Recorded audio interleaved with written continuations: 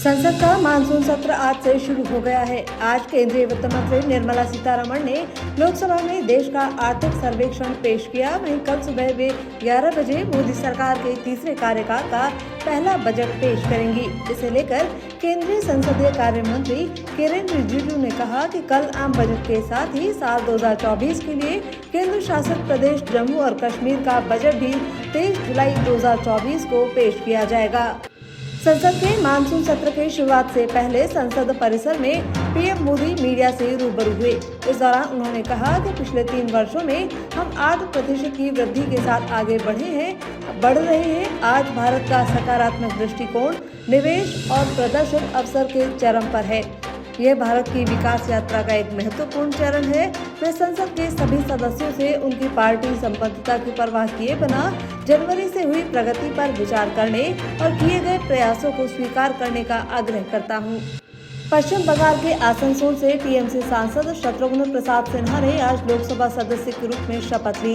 Lok Sabha speaker Om Birla ने उन्हें लोकसभा सदस्य पद की शपथ दिलाई। बता दें, पहले अपनी बेटी सोनाक्षी सिन्हा की शादी के चलते व्यस्तता और फिर उसके बाद एक्सीडेंट के चलते शत्रुघ्न सिन्हा अब तक शपथ नहीं ले सके थे।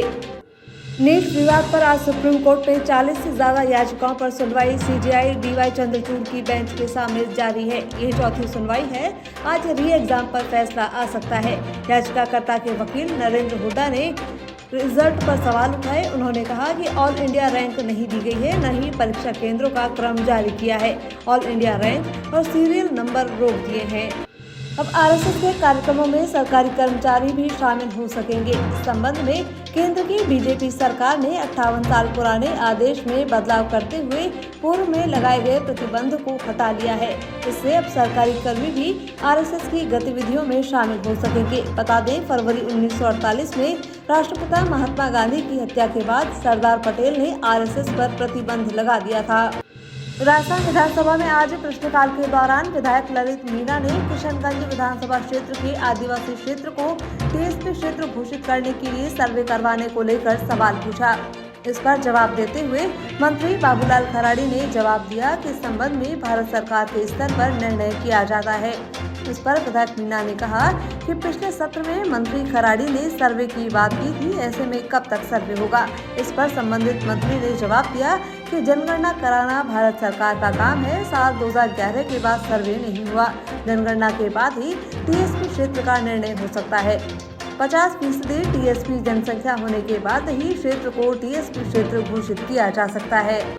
टोंक जिले के जतर थाना इलाके के पास NH 52 पर एक बड़ा सड़क हादसा हो गया। हाईवे पर चल रही मोटरसाइकिल चालक ने अचानक ब्रेक लगाए। इससे पीछे से आ रही 2 कार आपस में भिड़ गई।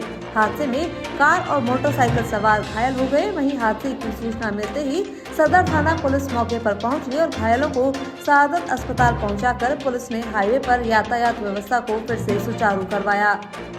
आरपीएससी की ओर से निकाली गई खान एवं भू विज्ञान विभाग में भूवैज्ञानिक के 32 पदों और सहायक खनिज अभियंता के 24 पदों पर भर्ती के लिए ऑनलाइन आवेदन प्रोसेस आज से यानी 22 जुलाई से शुरू हो गया है। इसके लिए आखिरी तारीख 20 अगस्त 2024 निर्धारित की गई है। सावन के पहले सोमवार पर शिवालयों में जलाभिषेक के लिए सुबह से ही भक्तों की भीड़ देखी जा रही है। शहर के प्रमुख मंदिरों में देर रात से ही भक्तों की लाइनें लगना शुरू हो गई थी। वहीं मंदिरों में भी प्रशासन की ओर से सुरक्षा के पुख्ता इंतजाम किए गए हैं। वहीं मंदिरों के बाहर लगी भक्तों की लंबी कतारों के चलते ही सड़क तक आ गई और ट्रैफिक जाम होने के चलते वाहन चालकों को भी परेशानी उठानी पड़ रही है। सावन के महीने की शुरुआत के साथ ही राजस्थान में फिर से जमकर झमाझम बारिश का दौर शुरू होने की संभावना है। राजस्थान में उमस और गर्मी से लोग बेहाल हैं। ऐसे में मौसम विज्ञान केंद्र जयपुर की माने तो आज से 3 दिन तक प्रदेशवासियों को गर्मी से राहत मिलेगी, क्योंकि मौसम विभाग ने प्रदेश के सभी जिलों के लिए हल्की से मध्यम दर्जे की बारिश का अनुमान जताते हुए कहीं कहीं पर तेज बारिश का अलर्ट भी जारी किया है।